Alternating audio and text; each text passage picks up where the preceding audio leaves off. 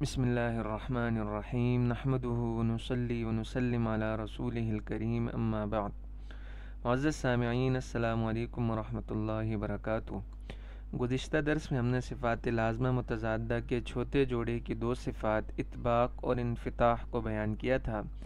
آج کے درس میں انشاءاللہ ہم صفات لازمہ متضادہ کے پانچویں اور آخری جوڑے کی دو صفات اذلاق اور اسمات کو پڑھیں گے۔ پانچویں جوڑے کی پہلی صفت اذلاق ہے، اور جن حروف میں یہ صفت پائی جائے ان کو مزلقہ یا مزلقہ کہتے ہیں، دونوں طرح کہنا ٹھیک ہے۔ اذلاق کا لغوی معنی ہے پھسلنا، اور قرائے مجودین کی اصطلاح میں اس کی حقیقت یہ ہے کہ یہ حروف سریع النطق ہیں، یعنی یہ حروف زبان اور ہونٹ کے کنارے سے سرعت اور بہت آسانی و سہولت کے ساتھ ادا ہو جاتے ہیں۔ ایسے حروف 6 ہیں جن کا مجموعہ ہے فر من لبن۔ ان میں جو حروف شفویہ ہیں وہ ہونٹ کے کنارے سے، اور جو حروف لسانیہ ہیں وہ زبان کے کنارے سے سہولت و آسانی کے ساتھ ادا ہوتے ہیں۔ یہ 6 کے 6 حروف اس بات میں مشترک ہیں کہ یہ سہولت و آسانی کے ساتھ ادا ہوتے ہیں، چاہے ہونٹ کے کنارے سے ادا ہو اور چاہے زبان کے کنارے سے ادا ہو، یہ سہولت و آسانی کے ساتھ ادا ہوتے ہیں، یعنی ان کو ادا کرنے میں کوئی خاص مشقت نہیں اٹھانی پڑتی، یہ انتہائی سہولت و آسانی کے ساتھ ادا ہوتے ہیں۔ اس کی مثال سے بات واضح ہو جائے گی۔ اعوذ باللہ من الشیطان الرجیم، بسم اللہ الرحمن الرحیم، الم تر کیف فعل ربک باصحاب الفیل، ان الذین آمنوا۔ پہلی آیت میں لام، میم، را، فا اور با، اور دوسری آیت میں نون یہ حروف مزلقہ میں سے ہے۔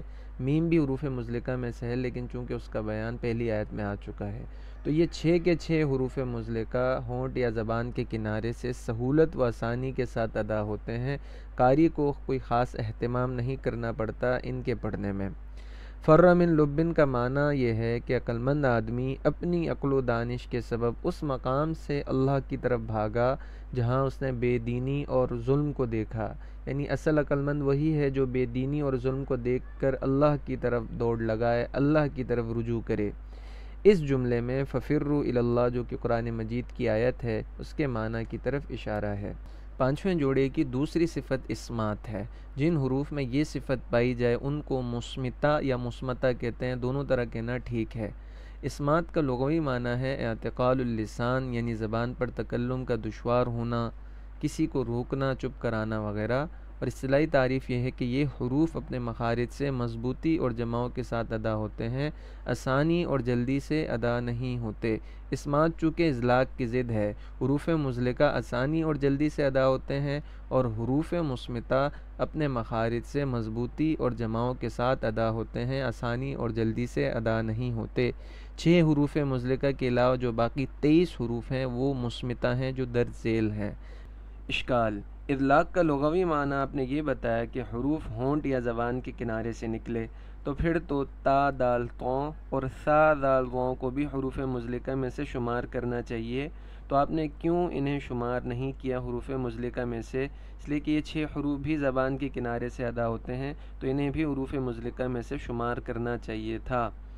جواب: حروف مزلقہ کی ادائیگی میں سرعت نطق بھی شرط ہے، اور یہ سرعت نطق کی شرط مذکورہ حروف میں معدوم و مفقود ہے، اسی بنا پر انہیں مزلقہ میں سے شمار نہیں کیا گیا۔ حروف مزلقہ یہ سریع النطق ہوتے ہیں، اور یہی شرط ان 6 حروف میں مفقود ہونے کی وجہ سے انہیں حروف مزلقہ میں سے شمار نہیں کیا، اگرچہ یہ زبان کے کنارے سے ہی ادا کیوں نہ ہوں، یہ سرعت نطق کی شرط مفقود ہونے کی وجہ سے انہیں مزلقہ میں سے ہم شمار نہیں کرتے۔ تنبیہ: جہد المقل، حرز، نشر، الدر الیتیم، سخاوی اور فوائد مکیہ وغیرہ کتب میں اذلاق اور اسمات کو بیان نہ کرنے کی وجہ یہ ہے کہ ان کتابوں کے مصنفین نے ان دونوں صفات کا تعلق ادا و تجوید کے بجائے وضع اور عربیت سے بتایا ہے، یعنی ان کتب کے مصنفین کے نزدیک صفات لازمہ متضادہ کی 8 ہی قسمیں ہیں، اور اذلاق اور اسمات کا تعلق عربیت سے ہے، یعنی گرامر کے ساتھ ہے، تجوید کے ساتھ نہیں ہے۔ لہٰذا ان کے نزدیک اذلاق اور اسمات کا وہ معنی نہیں ہوگا جو ہم نے ماقبل میں بتایا ہے۔ ان کے نزدیک اطلاق کا معنی پھر یہ ہے کہ عربی لغت و زبان میں ایسا تو ہو سکتا ہے کہ کوئی رباعی یا خماسی کلمہ مصمتہ حروف کے شامل ہوئے بغیر صرف مزلقہ حروف ہی سے مرکب ہو جائے۔ رباعی وہ کلمہ ہوتا ہے جو 4 حروف سے مرکب ہو، اور خماسی وہ کلمہ ہوتا ہے جو 5 حروف سے مرکب ہو۔ تو اطلاق کا معنی یہ بتا رہے ہیں کہ یہ تو ممکن ہے کہ کلام عرب میں ہم کوئی رباعی یا خماسی کلمہ ایسا پائیں کہ جس میں مصمتہ حروف کا کوئی بھی ایک حرف نہ ہو، یعنی 23 حروف مصمتہ میں سے کوئی بھی اس میں ایک حرف شامل نہ ہو، اور سارے کے سارے جو 4 یا 5 حروف اس رباعی یا خماسی کلمے میں ہیں وہ حروف مزلقہ ہی میں سے ہو، فر من دبن ہی میں سے ہو۔ یہ تو ممکن ہے، لیکن یہ نہیں ہو سکتا کہ کوئی رباعی یا خماسی کلمہ صرف مصمتہ حروف ہی سے مرکب ہو جائے اور اس میں ایک بھی مزلقہ حرف نہ ہو۔ یعنی یہ لازمی ہے کہ کوئی بھی رباعی یا خماسی عربی کلمہ ہو تو اس میں لازماً ایک حرف مزلقہ کا پایا جانا ضروری ہے، بلکہ رباعی یا خماسی کلمات میں ایک حرف مزلقہ کا ہونا ضروری و لابدی ہے، گو کہ بعض رباعی یا خماسی کلمات میں ایک سے زیادہ حروف مزلقہ بھی پائے جاتے ہیں۔ یہ مثالیں رباعی اور خماسی کلمات کی ہیں جن میں حروف مزلقہ بھی ہیں۔